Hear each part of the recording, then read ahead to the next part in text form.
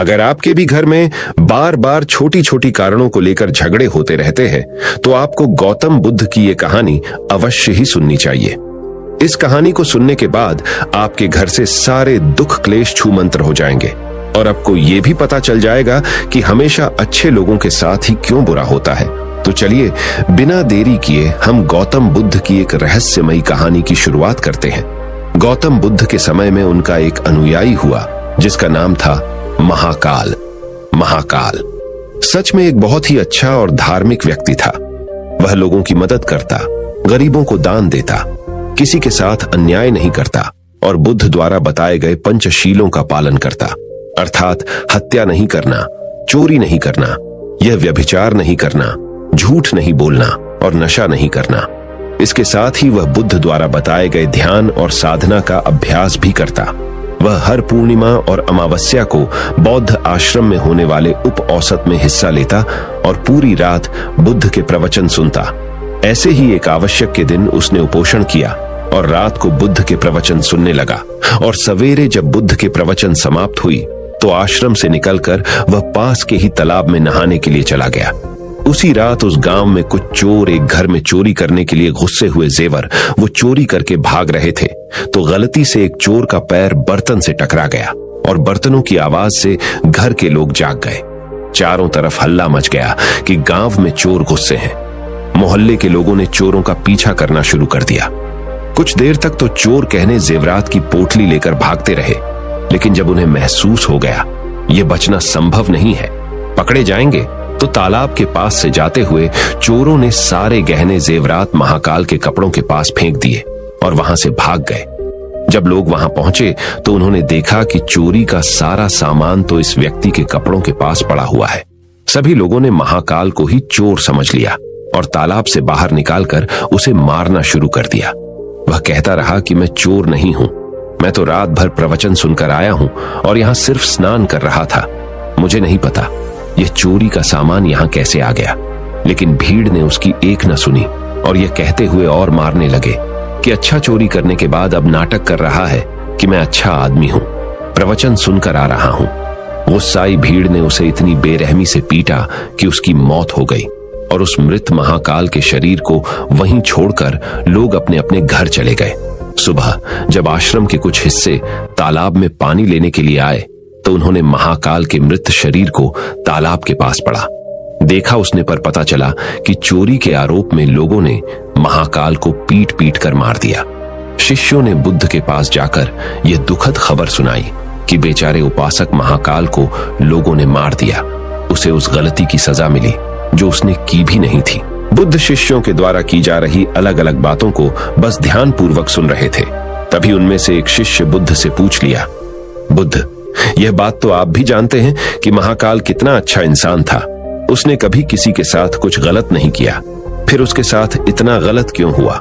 बुद्ध ने कहा, महाकाल इस जन्म में तो अच्छा था, लेकिन आज जो भी उसके साथ हुआ यह उसी के कर्मों का फल है जो उसने पूर्व जन्म में किए थे। अपने पिछले जन्म में महाकाल वाराणसी के राजा के यहाँ एक राज्य अधिकारी था। वाराणसी के पास एक बड़ा सा व्यावसायिक गांव था जहां पर पहुंचने के लिए एक जंगल को पार करना पड़ता था। लेकिन उस जंगल में कुछ लुटेरे रहते थे जो कि वहां से गुजरने वाले राहगीरों और छोटे व्यापारियों के सामानों को लूट लिया करते थे। व्यापारियों ने वाराणसी के राजा से अपनी सुरक्षा की गुहार लगाई तो वाराणसी के राजा ने अपने उस राज्य अधिकारी को कुछ सैनिकों के साथ व्यापारियों से कुछ धन लेकर उन्हें जंगल पार कराने के काम पर नियुक्त कर दिया। राज अधिकारी महाकाल भी अपने काम को पूरी ईमानदारी से कर रहा था। वह लोगों से कुछ धन लेता और अपने सैनिक भेजकर उन्हें सुरक्षित जंगल पार करवा देता। एक शाम पति पत्नी का एक जोड़ा अपनी छोटी सी बैलगाड़ी में बैठकर राज अधिकारी के पास आता है और धन के बदले उन्हें सुरक्षित जंगल पार करवाने के लिए कहता है। लेकिन राज अधिकारी यह कहते हुए उन्हें मना कर देता है कि अभी जल्दी रात होने वाली है, इसीलिए वह उनकी और अपने सैनिकों की जान खतरे में नहीं डाल सकता। उन्हें जंगल पार करने के लिए सुबह तक का इंतजार करना पड़ेगा। वह पति पत्नी बहुत आग्रह करते रहे कि अभी रात होने में बहुत समय है, वह भी जंगल पार करा दे, लेकिन राज अधिकारी नहीं मानता और भी सलाह देता है कि वो रात भर यही रुके। उनके रहने और खाने की व्यवस्था वह खुद करवाएगा। पति पत्नी को मजबूरन उस राज अधिकारी की बात माननी पड़ती है। असल में उस राहगीर की पत्नी बहुत सुंदर थी, जिसे देखकर राज अधिकारी उस पर मोहित हो गया था। उस पर काम वासना हावी हो जाती है, और जो व्यक्ति पर काम वासना हावी हो जाती है तो उसे सही गलत कुछ समझ नहीं आता। वह आसक्ति की आग में जलकर अंधा हो जाता है, और यही उस राज अधिकारी के साथ भी हुआ। उसने उन दोनों पति पत्नी के रहने और खाने की व्यवस्था तो कर दी, लेकिन साथ ही वह उसकी पत्नी को पाने की तरकीबें सोचने लगा। उसे एक तरीका समझ आया। उसके पास एक बड़ा सा हीरा था। उसने उस हीरे को रात में चुपके से उस आदमी के बैलगाड़ी के सामान में छुपा दिया, और सुबह होते ही हल्ला मचा दिया कि उसका कीमती हीरा किसी ने चोरी कर लिया है। उसने अपने सैनिकों को आदेश दिया कि हर एक व्यक्ति के सामान की तलाशी लेने के बाद ही उसे आगे जाने दिया जाए। सैनिकों ने तलाशी ली तो योजना के अनुसार हीरा उस पति पत्नी की बैलगाड़ी के सामान में छुपा मिला। राज अधिकारी उस व्यक्ति को सभी के सामने यह कहते हुए पीटने लगा कि मैंने तेरे रहने और खाने की व्यवस्था किया और तूने मेरे साथ गद्दारी की। उसके साथ उसके सैनिक भी उस आदमी को पीटने लगे, और पीटते पीटते उस व्यक्ति की मौत हो गई। बाद में राज अधिकारी ने अपने रुतबे और दौलत के दम पर उस स्त्री को अपनी पत्नी बना लिया, क्योंकि पिछले जन्म में महाकाल ने सिर्फ उस स्त्री को प्राप्त करने के लिए उसके पति पर झूठा आरोप लगाकर बेवजह उसकी निर्मम हत्या कर दी थी। इसीलिए पिछले जन्म में ही उसकी मृत्यु के पश्चात उसे नर्क प्राप्त होता है, और नर्क में बहुत दुख भोगने के बाद उसे इंसानी जीवन मिलता है। लेकिन इस जीवन में भी उसके पिछले कर्म उसका पीछा नहीं छोड़ते, और उसके साथ ही वैसा ही होता है जैसा उसने उस स्त्री के पति के साथ किया था। महाकाल को उस चोरी की सजा मिलती है जो उसने की भी नहीं थी। उसने इस जन्म में तो अच्छे कर्म किए थे, लेकिन उसके पिछले जन्म के बुरे कर्मों की वजह से आज उसकी यह दुर्गति हुई है।